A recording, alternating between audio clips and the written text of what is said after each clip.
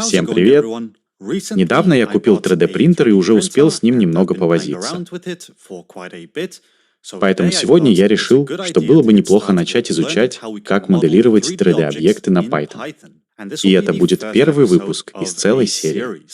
Сейчас я использую редактор кода Z и OpenSCAD для моделирования таких объектов, как этот маленький поезд. Именно его мы и будем создавать в этом видео. Прежде чем мы начнем, я хотел бы поблагодарить Z за спонсорскую поддержку. Это видео. Z — это молниеносно быстрый редактор кода, написанный на Rust.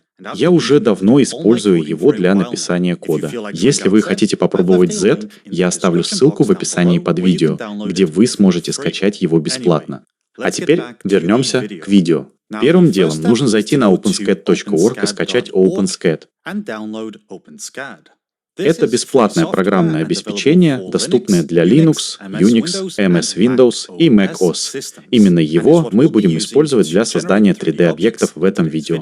Поскольку мы будем делать все с нуля, я уберу это боковое окно. Но после того, как вы скачаете OpenSCAD, следующим шагом будет открытие специального редактора кода. Я снова буду использовать Z, потому что считаю его отличным редактором и люблю писать код именно в нем. Но вы можете использовать любой другой редактор кода, который вам нравится. Если вы используете Z, я бы посоветовал зайти в настройки расширений, найти OpenSCAD и скачать поддержку языка. Потому что мы будем писать код на Python, который транслируется в язык SCAD. И в некоторых случаях вам может понадобиться редактировать код SCAD напрямую. Поэтому будет полезно иметь поддержку этого языка. Затем вам нужно будет открыть терминал, очистить его и либо установить pip, либо добавить AV, либо установить Python. Но не Python, а Solid Python 2. Поскольку я уже установил его, это произойдет мгновенно. Прежде чем мы продолжим создавать поезд, давайте создадим обычный куб. Это важно, потому что так мы проверим, правильно ли все установили. Итак, давайте импортируем Solid 2 как Solid Python. И из solid2.core.objectbase импортируем объекты OpenSCAD.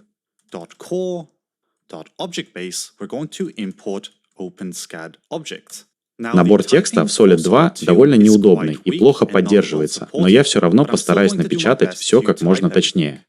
Первая функция, которую мы создадим, называется buildModel, и она будет возвращать объект OpenSCAD. Затем мы вернем SP. DatCube с размерами 20, 20 и 20. И нам нужно убедиться, что куб расположен по центру. И, как всегда, я создам проверку if name is equal to main вместе с основной точкой входа и начну с создания имени проекта, которое будет строкового типа. Оно будет называться train, SCAD, потому что в конечном итоге я хочу создать здесь поезд. Затем мы определим модель, которая будет объектом OpenSCAD. Здесь мы создадим модель, которая на данный момент представляет собой просто куб. И нам нужно сохранить эту модель. Поэтому мы используем model SafeSCAD и передаем имя проекта, которое также является путем к файлу. А внизу мы напечатаем, что успешно сгенерировали этот проект. Теперь мы запустим его, и если все настроили правильно, увидим сообщение об успешном создании файла train. SCAD. Теперь нужно найти этот файл. А пока можете пропустить эту часть. На самом деле я сейчас записываю обучающее видео. Я заранее все проговариваю, чтобы не делать много ошибок. И вот этот вывод в реальном времени. SCAD — это не важно. Вам нужно найти файл train. SCAD, который вы только что сгенерировали. Откройте его в Finder. Когда найдете файл, откройте его в OpenSCAD. В итоге у вас должно получиться примерно такое окно. Тема, скорее всего, будет отличаться, потому что я потратил добрых 5 минут на то, чтобы настроить темный режим, и в итоге получил вот такой темный режим. В остальном вы должны увидеть куб в этой программе. Это куб, который мы сгенерировали с помощью Python. Теперь нажмите на X, потому что это сообщение нам не особо интересно, и увеличьте окно с объектом. Затем откройте панель инструментов и нажмите на вид. Это не то. Нам нужно нажать на дизайн и включить автоматическую перезагрузку и предварительный просмотр. Так, при каждом изменении файла куб будет обновляться. Сейчас это код SCAD, не код Python. Возможно, я в итоге запилю несколько отдельных обучающих роликов по языку SCAD, потому что он довольно прост в использовании и, возможно, даже удобнее для создания чего-либо, чем Python, если вам нужно что-то сделать быстро. Но поскольку это канал о Python, я постараюсь сделать так, чтобы Python был максимально актуален. Надеюсь, это ускорит процесс разработки крутых объектов. В любом случае, мы закроем эту боковую панель, а на Mac я обычно делаю вот что. Уверен, в Windows можно сделать то же самое. Беру это окно и создаю режим разделения экрана. Затем сдвигаю его вправо и закрываю все нижние окна, пока не получу полноценный куб. Чтобы убедиться, что все работает, просто запустим наш скрипт. Но, конечно, нужно что-то изменить, чтобы увидеть разницу. Поэтому я изменю Y на 40 и запущу скрипт. Если вы все настроили правильно, у вас должна получиться красивая пачка сливочного масла. По умолчанию используется желтый цвет, но позже я покажу, как его изменить в скрипте. В любом случае. Теперь, когда у нас есть объект, можно приступать к созданию поезда. И первое, что я хочу сделать, импортировать класс данных из Data Classes. Мне нужен класс данных, который будет управлять размером. Следует знать, что в этой программе x обозначает длину, y — ширину, а z — высоту. Конечно, вы можете оставить x, y и z, если вам так удобнее. Но лично мне нравятся понятные имена. Далее мы создадим функцию под названием RoundedCube. Конечно, можно было бы создать поезд из обычных кубов, но это было бы не так интересно. И я хочу показать вам, как создавать кубы с закругленными углами. Этот закругленный куб будет принимать в качестве параметров центр, boolean размер, тип size радиус и количество фрагментов. Этот параметр будет управлять плавностью закругленных частиц или сегментов. Если для n задать небольшое значение, закругленные стороны будут выглядеть как шестиугольники. Но если задать большое значение, они будут выглядеть очень плавно. В результате будет возвращен открытый объект сканирования.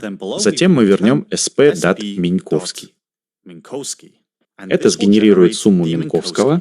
Я не буду подробно рассказывать о сумме Минковского, потому что сам не очень хорошо в ней разбираюсь. Но вам нужно знать, что она позволяет обвести сферу вокруг куба, чтобы придать ему закругленные края и углы. Затем внутри мы создадим куб SP, который будет состоять из этих трех измерений. Размер по длине – -2 радиуса, размер по ширине – -2 радиуса и размер по высоте – -2 радиуса. Ниже мы установим для center значение true. Это не должно быть внутри Минковски. Нам нужно создать еще одну пару скобок. Затем мы создадим сферу, которая будет содержать текущий радиус и количество фрагментов. Этот аргумент будет более понятен, если вы знакомы с языком SCAD, потому что там вы будете часто использовать n. В любом случае, теперь у нас есть функция, которая закругляет куб или возвращает закругленный куб. Теперь мы можем вернуться к функции построения модели. Здесь мы возвращаем SP.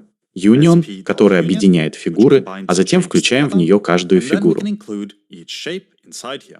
На данный момент у нас нет фигур для включения, поэтому начнем с создания базового куба, который будет иметь тип объекта OpenSCAD и будет представлять собой скругленный куб. Для этого мы сначала зададим центр, который будет равен true, и размер, который будет равен размеру, с размерами 50, 20 и 20. Радиус будет равен 2, а n будет равен n, который нам еще предстоит создать. Итак, n здесь будет иметь тип интеджа, и по умолчанию мы установим значение 100. Теперь мы можем вернуть базовый куб в SP. Union. Чтобы убедиться, что все работает правильно, перезапустим скрипт. Теперь у нас есть брусок сливочного масла правильной формы. Чтобы он не был похож на брусок сливочного масла, я его не буду перемещать, а просто изменю цвет на белый. Теперь брусок сливочного масла белый. В любом случае, теперь мы можем создать верхний куб, в котором будет жить кондуктор и каждый день водить свой поезд. Здесь мы откроем еще одну пару скобок и введем SP-cylinder, потому что нам нужно создать цилиндр с центром, равным true. Это гарантирует, что цилиндр будет расположен точно в центре осей Xi и Z. Высота будет равна 10, а радиус 5, при этом n будет равен n. И мы вычтем из этой фигуры еще один цилиндр. Для этого просто скопируем и вставим его. Изменим только высоту на 20 и радиус на 3. А ниже вызовем функцию DAT_translate. Нам нужно переместить его по оси X на 15 мм, по оси Y на 0 и по оси Z на 15. А ниже изменим цвет на голубой. При рендеринге объект будет полностью черным, потому что у меня нет голубой нити. Но все равно здорово, что можно создавать что-то в разных цветах. Затем мы можем добавить верхний куб к нижнему. И знаете что? Это был не верхний куб. На самом деле я создал здесь цилиндр. Поэтому вместо того, чтобы переписывать все заново, мы просто заменим его на цилиндр. Это была моя ошибка. Я скопировал не тот фрагмент урока.